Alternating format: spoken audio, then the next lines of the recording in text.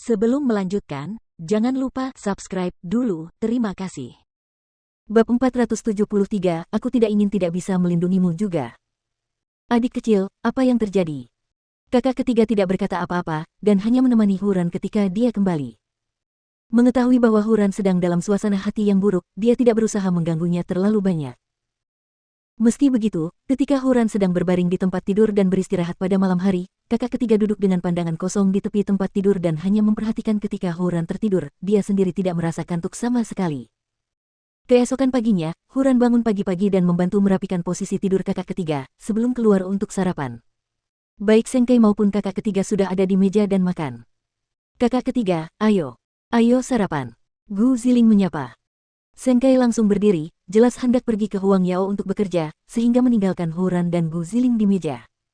Mengapa kakak ketiga tidak ada di sini? Adik kecil tidak tidur. Dia sedang dalam suasana hati yang buruk. Huran sengaja memasang umpan, karena kakak ketiga tampak putus asa setelah berbicara dengan Gu Ziling. Tentu saja. Orang tuanya sendiri dikirim ke Timur Tengah untuk bekerja, bagaimanapun juga, itu wilayah yang dilanda perang. Sedangkan untukmu, saudariku, jadilah gadis yang baik dan cobalah untuk tidak memberinya tekanan lebih besar. Kakek sekarang waspada padanya dan tidak menyukainya, memperlakukannya seperti mayat hidup yang fungsinya hanya untuk mengatur pernikahan denganmu. Lalu ada ejekan yang ditujukan orang lain padanya. Tidakkah menurutmu dia akan sakit jika ini terus berlanjut? Yang paling menakutkan, dia masih harus mengurusmu. Setengah tolol. Namun, Gu Ziling tidak mengucapkan sepatah kata pun, karena Huran memiliki ekspresi yang sangat polos di wajahnya, sehingga membuat siapapun mendapat kesan bahwa dia tidak mendengar sepatah kata pun dari apa yang dikatakan Gu Ziling. Yang membuat Gu Ziling merasa seperti sedang meninju tembok. Kalau begitu, bisakah kau membahagiakan adikku, kakak perempuan? Menurutku dia paling bahagia saat bersamamu sekarang. Gu Ziling mengejek Huran karena masih anak-anak, dan kakak ketiga tidak akan khawatir karena dia sedang bersama seorang anak. Meski begitu, setelah Huran melihat kakak ketiga duduk di sudut tempat tidur mereka sepanjang malam, dia bisa merasakan kesengsaraan dan keputusasaan jauh di dalam hatinya. Tinggal di keluarga seperti ini. Wajar saja kalau dia kehilangan akal sehatnya. Oleh karena itu, pada saat itu juga, Huran membuat pilihan. Jika kakak ketiga mau kembali bersamanya ke keluarga Hu, mereka akan terbebas dari kendali keluarga Seng, meskipun tidak ada yang tahu apakah dia bersedia. Dan ada juga mantan kekasihnya yang perlu dipertimbangkan. Kakak ketiga terbangun karena panggilan telepon Seng Xiao, yang mengundangnya makan malam di luar, bahkan menyuruhnya untuk membawa Huran. Kemudian, saat kakak ketiga bangkit dari tempat tidurnya, dia tidak dapat menemukan Huran dan mengira bahwa Huran telah melarikan diri.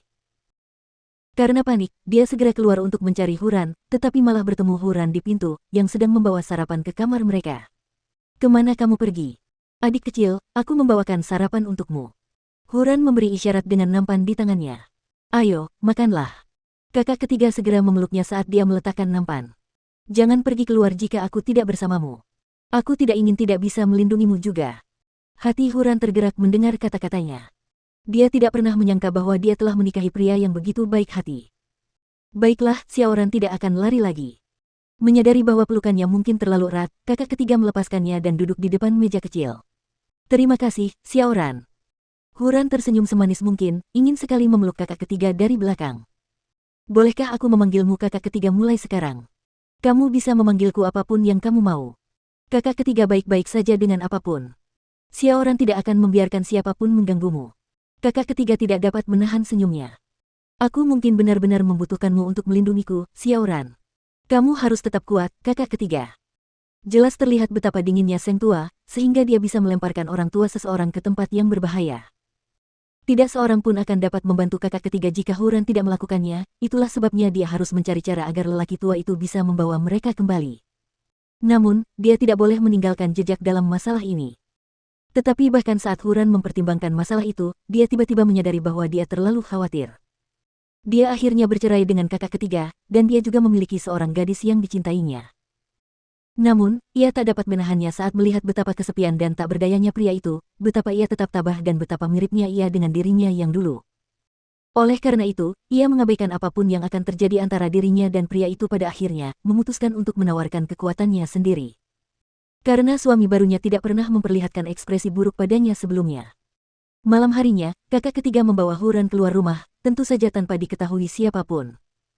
Karena sekarang ada kasus khusus di rumah mereka, Seng tua tidak peduli jika kakak ketiga ada di meja makan mereka. Mengingat temperamen Huran tidak berbeda dengan anak-anak, dia pasti butuh teman. Dan itu memberi kakak ketiga kesempatan untuk meninggalkan rumah. Kakak ketiga, siapa yang kita temui? Sepasang sahabatku, jawab kakak ketiga sambil menuntun Huran masuk ke hotel. Tak lama kemudian, saat mereka memasuki kamar pribadi mereka, Huran terkejut 2 kali saat mendapati Mukiki duduk di sana. Apakah dia akan mengenalkannya pada mantan kekasihnya? Secara langsung. Tentu saja, dia hanya merasa bersalah ketika ingat bahwa Mukiki tahu bahwa dia pura-pura bodoh. Awalnya dia hampir tidak menyadari Seng Xiao, meskipun tidak mungkin dia bisa mengabaikannya sepenuhnya, mengingat dia duduk dengan anggun dan meletakkan tangannya di atas Mukiki, terlihat sangat posesif. Kamu di sini. Xiaoran, ini kakak ke-8, dan ini kakak ke-8. Kakak ketiga kemudian memperkenalkan mereka pada Huran. Huran tercengang, Mukiki bukan mantan kekasihnya. Dan dia berpikir selama beberapa hari terakhir. Mukiki tetap menyeringai. Aku pernah bertemu dengan kakak ketiga sebelumnya. Kapan?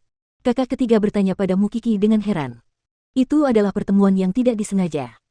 Mukiki menjelaskan, meskipun sebenarnya itu terjadi pada malam sebelum pernikahan kakak ketiga. Mengapa kamu tiba-tiba mengundangku makan malam? Kakak ketiga tidak tahu apa rencana Seng Xiao, mungkinkah dia mengincar Huran. Ada hal-hal yang perlu dikatakan, kesalahpahaman yang harus diluruskan. Seng Xiao berkata dengan tegas. Sebenarnya, aku juga sudah bertemu dengan kakak ketiga bersama Xiao Qier. Huran seharusnya bisa mengerti setelah dia mengatakannya seperti itu, kan?